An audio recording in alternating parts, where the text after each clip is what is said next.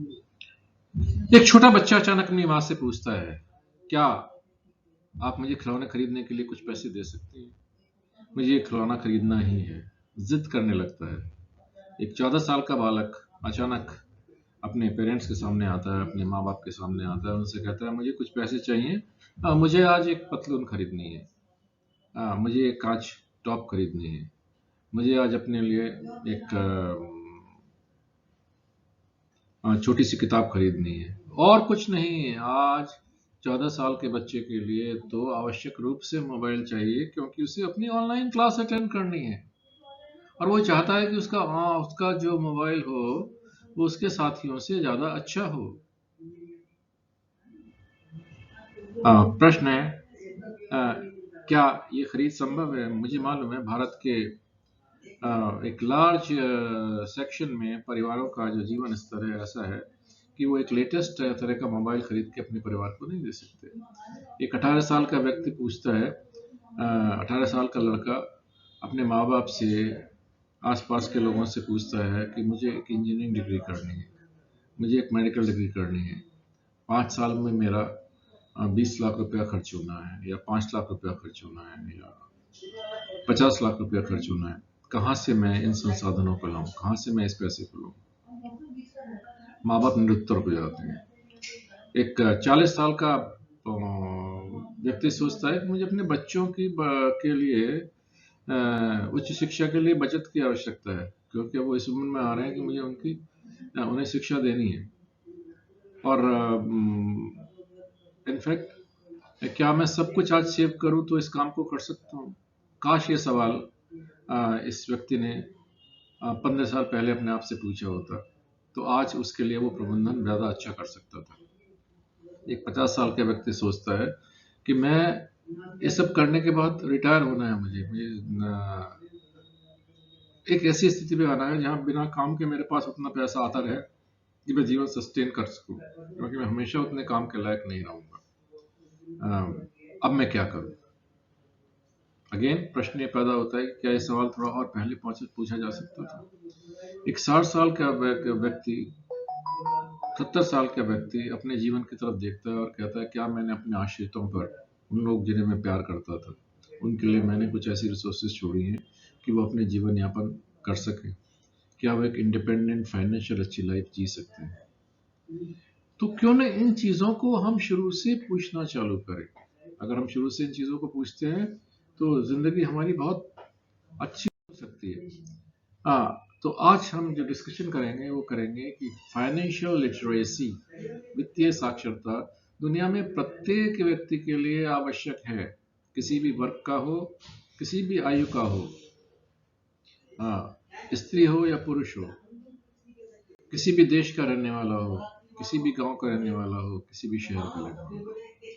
आवश्यक है कि अपने आप से पूछा जाए कि क्या मैं वित्तीय रूप से इतना शिक्षित हूँ कि मैं अपने जो कॉमन इंटरेस्ट हैं उनको मैं समझ सकूं और उसके हिसाब से जीवन के लिए एक रणनीति तैयार कर सकूं, कुछ कर सकूं। ये सब बहुत आवश्यक है सोचना। एक चीज बहुत सिंपल है, साधारण है। जो आज आप जानते हैं वो आपके कल को प्रभावित करेगा। अगर आज आप फाइनेंशियली लिटरेट हैं तो आपका कल अच्छा होगा, और कल होंगे तो उसके बाद का समय अच्छा होगा। तो क्यों ना हम उस जर्नी को आज चालू करें। हम में हर एक व्यक्ति को आज बुद्धिमानी से पैसा कमाना और पैसा खर्च करना, दोनों चीज़ों को सीखना ज़रूरी है। क्योंकि ज़्यादातर लोग अगर कमाने के आयाम में ज़्यादा चतुर हो जाते हैं तो अक्सर खर्चे के आयाम में वो और उनका परिवार अक्सर बहुत केयरलेस होता है। क्यों ना हम एवं खर्चा किस तरह करना है, किस तरह बचतें करनी है, किस तरह निवेश करना है, किस तरह आज मैं अपने आने वाले भविष्य को सिक्योर करूं, किस तरह समय के साथ मेरा पैसा, उसकी वैल्यू कम हो जाएगी, क्योंकि लगातार दाम बढ़ते रहते हैं। मुद्रास्फीति नाम की चीज़ है जो आपके एसेट्स की वैल्यू को कम करती रहती है। क्या हम कर सकते हैं इसके बारे में? क्यों नहीं हम इन चीज़ों को आज सीखें जिससे कल हमारा अच्छा हो सके। देखिए, दो तरह के लोग आपको दुनिया में मिलेंगे। एक कुछ बचत करने वाले हैं, कुछ खर्च करने वाले हैं। खर्च करने वालों को हर आदमी में ही दोनों, ये दोनों पर्सनालिटी हैं, हर व्यक्ति में ये दोनों व्यक्तित्व हैं।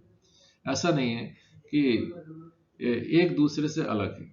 हम सबका मन करता है कि हम आज पे खर्च करके आज को बहुत अच्छा करें, संतुष्टि के लिए तात्कालिकता रखें, इमीडिएसी रखें। वी वांट कि इमीडिएटली हमें जो चीज चाहिए वो मिल जाए। बचत करता भविष्य के बारे में ज्यादा सोचते हैं और उनके दिमाग में होता है किस तरह आने वाली अनिश्चितताओं से बचने के लिए मैं अपने आप को लगातार तैयार करूं, जो एक बहुत जरूरी आयाम है। और इसी तरह आप देखेंगे कि जो बचत करता है उसके बैंक में हमेशा आपको कुछ पैसे मिलेंगे। खर्च करने वाले आदमी का बैंक धीरे धीरे करके समाप्त होता चला जाता है। तो एक जो समझने की चीज ये है कि वित्तीय साक्षरता हर व्यक्ति को प्रभावित करती है और हर जगह प्रभावित करती है। Okay. अगर आप बुद्धिमानी से अपने पैसे का प्रबंधन करते हैं तो आपके पास सेवानिवृत्ति के समय के लिए, जब आप रिटायर होंगे तब के लिए, और आपात स्थिति में आने की स्टेज पर आपके लिए एक धन संचय होगा आपके पास। और अगर यदि आपके पास धन संचय है, पैसा है और इतना है कि आप सोचते हैं कि आप हर परिस्थिति का सामना कर सकते हैं, तो अपने बारे में आप अधिक कॉन्फिडेंट फील करेंगे, आप में आत्मविश्वास का जो स्तर है वो ऊंचा होगा और यही आत्मविश्वास आपको हर जगह अच्छा काम करने की प्रेरणा देगा। क्योंकि जो अपने बारे में सिक्योर फील करते हैं वो जीवन में हमेशा अच्छा प्रदर्शन करते हैं, हर कार्य को अच्छी तरह करते हैं। इनसिक्योर व्यक्ति हमेशा उसका ध्यान 90% अपनी इनसिक्योरिटी में होगा, 10% प्रोडक्टिविटी में जा सकता है बाय डिफॉल्ट, जरूरी नहीं है कि जाए ही। तो एवं निरंतर कार्य करते रहने के लिए और उत्साह के साथ कार्य करते रहने के लिए अपने जीवन को सही रूप से उसमें संतुष्ट होने के लिए आपको एक अच्छा संचय चाहिए। आप रातों रात कुछ नहीं सीख सकते, रातों रात आप कुछ भी नहीं सीख सकते, और हमेशा शिक्षा एक निरंतर प्रयास है और समय के साथ बढ़ने की जरूरत है। अगर आप पैसे और वित्तीय मुद्दों के बारे में सीखते रहेंगे तो एक महान भविष्य को आप अपने लिए आज ही प्रारंभ कर सकते हैं, आज ही लॉन्च कर सकते हैं। कहने का मतलब है कि कंसिस्टेंट लॉन्ग टर्म लर्निंग बहुत इंपॉर्टेंट है। अगर लगातार आप नहीं सीखेंगे तो ये आप जो है वो कहीं ना कहीं अपने जीवन में गलती कर जाएंगे। भविष्य में बड़ी राशि पाने के लिए आपको ये जानना होगा कि निवेश, बचत इत्यादि चीजों से आप किस प्रकार अपने पैसे का प्रबंधन करें, किस प्रकार बचते करें, किस प्रकार निवेश करें, किस प्रकार अपने खर्चे करें, और कौन कौन से ऐसे स्रोत हैं जहां से आपका पैसा आ सकता है। और इसके लिए आपको कुछ मूल बातों को अच्छी तरह समझना होगा। जैसे साक्षरता क्या है। साक्षरता का अर्थ केवल कुछ शब्दों को सीख जाना नहीं है। साक्षरता का अर्थ है कि आपके अंदर प्रॉपर फाइनेंशियल इंटेलिजेंस डेवलपमेंट है, आपका FIQ भी अच्छा है, आपकी इमोशनल इंटेलिजेंस भी अच्छी है, आपकी IQ भी, इंटेलिजेंस क्वेश्चन भी अच्छा है, ओके, और आपका बिहेवियरल क्वेश्चन भी अच्छा है। सब चीजें बहुत आवश्यक हैं।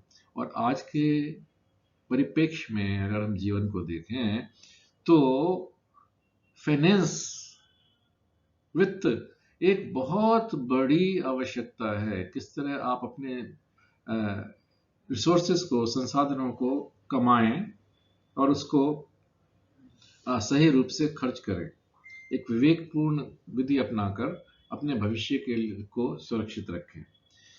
आपकी जीविका या कैरियर भी आपके इंटरेस्ट के अकॉर्डिंगली होना चाहिए, क्योंकि 90% लोग जो अपने इंटरेस्ट से अलग जाकर किसी काम को करते हैं उनमें सफलता का जो पीक है वो काफ़ी लो रह जाती है।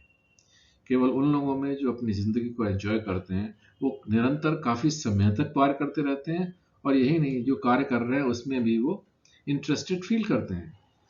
कुछ चीज़ें जो हमें बेसिक समझने हैं कि यदि मैं एक पानी के रिजर्वायर को ले लूँ, एक टंकी को ले लूँ, तो उसमें जो डाल रहा हूँ वो निरंतर आ रहा है, तो जो आपके पास निरंतर कैश पैसा पैसा आ रहा है वो आपकी इनकम है, और जो आपने इकट्ठा किया हुआ है वो आपकी वेल्थ है, वो आपका धन है, वो आपकी संपत्ति है। वो संपत्ति भी अगर सही ढंग से यूज नहीं होती तो इन्फ्लेशन के कारण समय के साथ उसकी वैल्यू कम हो जाती है। लेकिन उसी संपत्ति के एक भाग को यदि आप बचा कर और सही ढंग से लगाएं तो वो निवेश की प्रवृत्ति को जन्म देता है, और वो आपकी परमानेंट इनकम की सोर्स बन जाती है। हर निवेश आपकी एक इनकम की आय का स्रोत बन जाता है, उसको हम कैपिटल कहते हैं, जो आपकी पूंजी है। तो निवेश को, बचतों को और पूंजी इत्यादि शब्दों को आप अच्छी तरह समझ जाइए, तो आपको न केवल समझने में आसानी होगी बल्कि उसको कार्य के रूप में कार्यरत करने में भी आपको आसानी होगी। तो सबसे पहले छोटी छोटी चीजों को समझ जाइए। अक्सर हम मुद्रा को, मनी को, आय को, धन को एक ही तरह से यूज करते हैं, जबकि तीनों के शब्दों का अर्थ काफी अलग है। एक बात समझिए कि जीवन पैसे के बारे में है। लोगों को इस बात से पहचाना जाता है कि उनके पास कितना पैसा है, कितना वो कमाते हैं, किस तरह अपने जीवन यापन करते हैं, क्या उनका लिविंग स्टेटस है। क्या आप ऐसा नहीं करते? आप भी ऐसा करते हैं, आपके अड़ोसी पड़ोसी भी ऐसा करते हैं। और ये मान लीजिए कि सफल होने के लिए और सम्मानित दिखने के लिए आपको ये जानना होगा कि आप कैसे अपने सीमित संसाधनों का प्रबंधन करें, कैसे अपने कैश फ्लोज को मैनेज करना सीखें, किस प्रकार अपनी आय में को बढ़ाने के लिए निरंतर प्रयास करें, उसको एक निरंतरता का आयाम दें, और किस प्रकार अपनी आवश्यकताओं को प्राथमिकता के आधार पर निश्चित करके और अपने खर्च को प्रॉपरली, उसका सही रूप से उसका समायोजन करें। ये बहुत आसान काम है, बहुत मुश्किल नहीं है, केवल कुछ बातें सीखने की जरूरत है, और हम यही चीजें अब करेंगे। इस पूरी सीरीज में हम बचपन से लेकर एक 4 वर्ष की उम्र से लेकर और 90 वर्ष की उम्र तक आप किस प्रकार अपने आप को मैनेज करें, हर उम्र के लिए अलग अलग और हर सेगमेंट में सोसाइटी के लिए अलग अलग हम कुछ आपको ट्रेनिंग्स देंगे, कुछ वीडियोस जनरेट करेंगे, जिससे आप ये समझ सकें कि आपके लिए क्या आवश्यक है। कैसे सक्सेस फाइनेंशियल लिटरेसी से रिलेटेड है, बहुत आसान सी चीज है। सफलता वित्तीय साक्षरता से किस प्रकार संबंधित है। आपके पास अच्छा पैसा होगा, तनाव कम होगा, परिवार खुश होगा। एक अच्छे हैप्पी फैमिली के लिए आपको आर्थिक प्रबंधन आवश्यक है।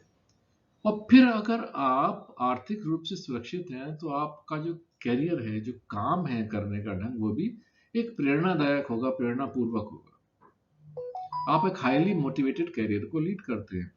और जिन सोसाइटीज में लोग फाइनेंशियली सेटिस्फाइड रहते हैं वहां ऐसा देखा गया है कि लोगों में क्रिएटिविटी, रचनात्मकता, ओरिजिनलिटी, मूलता और इनोवेशन, अभिनव अधिक हो सकता है। वो अधिक इनोवेट करते हैं, आगे बढ़ते हैं और नई नई चीजों को प्रोड्यूस करते हैं। आपकी मान्यता अधिक बढ़ेगी, आपको लोग ज्यादा रिकग्नाइज करेंगे। आप अपने परिवार के सदस्यों को एक अच्छा कैरियर दे सकते हैं, क्योंकि आप फाइनेंशियल रूप से लिटरेट हैं और आपने पहले से ही प्री प्लानिंग की हुई है कि समय आने पर क्या मैं अपने अमुक बच्चों पर या अमुक बच्चे पर एक उसकी एजुकेशन पर कितना खर्च कर सकता हूँ। You can plan better. एक अच्छा घर, अच्छी कार और आवश्यक संपत्ति आप अपने लिए क्रिएट कर सकते हैं। जरूरी नहीं है कि आप एक महल बनाएं, लेकिन अपने हिसाब से, अपने स्टेटस के हिसाब से, अपने जीवन स्तर के हिसाब से एक आप अपने लिए सेटिस्फैक्ट्री हाउस और एसेट्स क्रिएट कर सकते हैं। अपने लक्ष्यों के अनुसार अपना क्लब जाना, अपनी छुट्टियों को और अन्य गतिविधियों की आप की योजना बना सकते हैं। और चलिए, आपको ईश्वर ने बहुत कुछ दे दिया, आपने बहुत एफर्ट किया और आप वहां तक पहुंच गए, तो आप अपने सोसाइटी में चैरिटी कर सकते हैं, कुछ योगदान दे सकते हैं। और ये सब चीजें हैं तो मेरा जीवन डेफिनेटली, अवश्य एक स्वप्निल जीवन होगा। हमें कितने लोग चाहते हैं कि मेरा जीवन एक स्वप्निल जीवन हो, एक ड्रीम लाइफ हो। बहुत से लोग कह पाते हैं कि अपने करियर के एंड में कि I have led a very great life, a dream life. Okay. Yes, there are many of us who have led a dream life. Can we go